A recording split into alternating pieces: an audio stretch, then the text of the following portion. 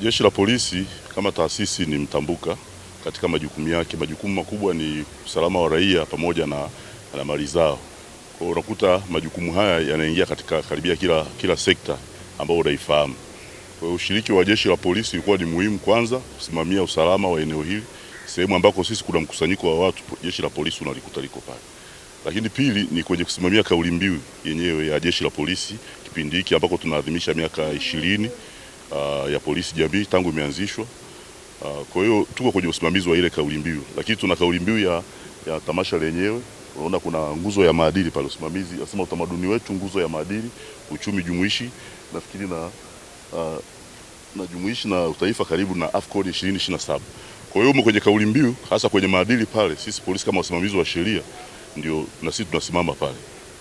Kama maadili yanaposimamiwa vizuri, ndio uhalifu pia unakwenda unapungua. Kinyume cha maadili pia sisi tunatafasiri kama ni kosa, ni makosa yale ya kijinai. Kwa hiyo maadili kama yatasimamiwa vizuri, automatically uhalifu unakwenda unapungua. Kwa hiyo kwenye hizo kauli hizo inafanya na sisi polisi tuone umuhimu wa kushiriki kwenye haya maadhimisho. Wito ambao tunaotoa kama jeshi la polisi ni kuendelea kuitunza amani ya nchi yetu, lakini kuendelea kushirikiana na jeshi la polisi katika majukumu yote ya kusimamia usalama wa raia pamoja na mali zao. Ushirikiano na jeshi la polisi utasaidia kutanzua mambo mengi, ikiwemo kutanzua uhalifu, lakini pia na kujenga uchumi wa taifa letu na kupata umoja wa kitaifa.